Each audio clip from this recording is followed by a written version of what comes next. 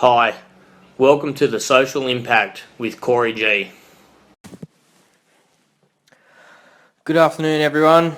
Just wanted to touch base. Haven't done a live feed for about a week, so been pretty hectic with a whole heap of stuff going on with Project Recycle. Been doing a program out at Willogy, which has been it was interesting. It had some different outcomes to what we would normally expect. We had some lessons learned from that, but I just wanted to touch base on our influence on other people and the influence of other people on us. So in society, so recently I've set a few goals around Project Recycle and around fundraising. So Project Recycle is in a hole at the moment because we need money to be able to run programs, and we need data to be able to get money. So we're heading into a corporate space and looking at doing some events, and I'm looking at doing some events personally. I'm going to start training for, so some physical long endurance type stuff, and doing some GoFundMe stuff around that space. So I've had a few conversations with a few people this week, and sort of told them my goal was $150,000 to raise. So that will basically do around 18 months of programs for Project Recycle, because once I get funding, I'll be able to do a match dollar for dollar with some government and education and grants and some other spaces around that space. So, but one of the things I came across when I've been speaking to people about this is an air of negativity. Like, that's a big number. You can't do that. That's not achievable. And the event that I'm looking at doing but not committed to just yet is a 5,000 kilometre bike ride from Fremantle to Sydney. And the opinions on that has been kind of overwhelmingly negative. But I've found a few people who have done that type of stuff, and I've reached out to them and gone and had some conversations and really connected with some super positive people, which are giving me a motivation and a drive to keep pushing forward with that stuff. And the same applies with the fundraising of Project Recycle, is surrounding myself with positive people who are interested in being a part of what the goal is and breaking it down into small chunks and getting it done. So just having those connections with the right people at the right time to ensure that it keeps moving forward, regardless of the negative stuff. So, but outside of that, we have so I'm just going to reflect on my circle of influence in my life. So my circle of influence directly is my friends around me, my family, my kids, my two boys. Certainly, I have a massive influence on them. So sometimes I hear things come out of my boys' mouths, and I think, what was that about? And I don't jump on them about it, because I really put that philosophy of pause and reflect into my life most of the time. Not always, but a lot of time I try to pause and reflect before I react to something they've done. And a lot of the times the boys are mimicking behaviours that I've explored and I've shown in the household. So it might be a certain phrase, a certain attitude, the way we speak towards our children or towards our friends is sort of, we get that back through mirroring generally.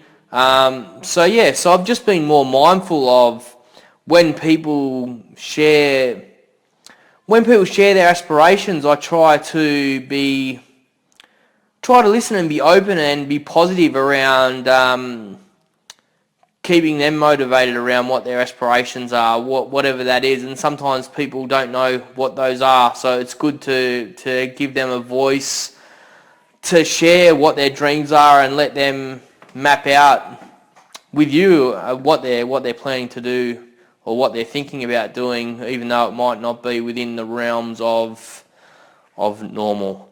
So my life is certainly, it's normal for me, but most people would see my life and go, hey, who's this guy? He's not really living within the realms of normal, you know. So everyone's got different normal. So don't judge people around what they're doing with life and how they're living. I suppose grow from that experience of listening to what people are sharing with you. They obviously feel like it's important, and don't be judgmental and tear them down for what they're doing with their life, you know. So some people, yeah, everyone's got different dreams and aspirations in life, and we should be mindful that just because it's not our dream or our aspiration, or to tear them down and make them feel that it's not appropriate, we should be building people up and being positive in the world.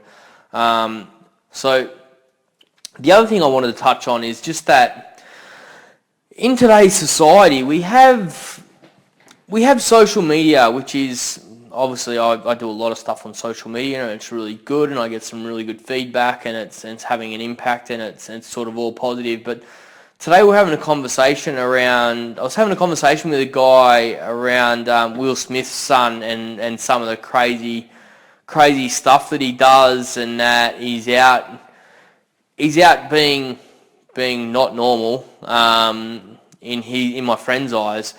But what I sort of challenged him on was, like, imagine if social media was around when Michael Jackson or Prince was in their prime of their careers, and how ridiculed they would have been for some of the stuff that they were doing on stage and off stage. I challenge the fact that Will Smith earned around $50 million doing the Fresh Prince of Bel-Air and was broke by the end of it because he was living a life of extremism. So the comparison he made was between Will Smith and his son, saying that Will Smith's so grounded, but Will Smith's had 20 years of life to get grounded, or 40 years of life. His son's 17, 18. So unfortunately, he's living in a world that is normal for him, but the rest of us see it as quite abstract to how we live. So just don't be a part of the haters on Facebook. So we, unfortunately for us, the haters and the people the minority groups are building huge bases of momentum without any real substance, because they are in a position where they've got a voice now, and unfortunately we as a society are being influenced by this. We're being influenced by people like Pauline Hanson. We're being influenced, Anthony Mundine not so much, because he got ridiculed and shut down for his Australia Day stuff, but he had some good messages in there, in my opinion. But yeah, so, and then we have people who are saying that Muslims are taking over the world, Muslims are taking over Australia. They're not. They account for 4% of population in Australia, you know, and only about 10% of those actually practice Muslim law. So you're talking a very, very small number. So yeah, Unfortunately, social media is giving these groups a huge amount of influence, and that's driving news feeds, and it's driving the news on TV, and it's driving a lot of hate in the world that is really not how I see the world with the interactions that I have with it on a day-to-day basis. So yeah, just wanted to sort of open people's eyes to my thoughts around that stuff. Have a good evening. Bye.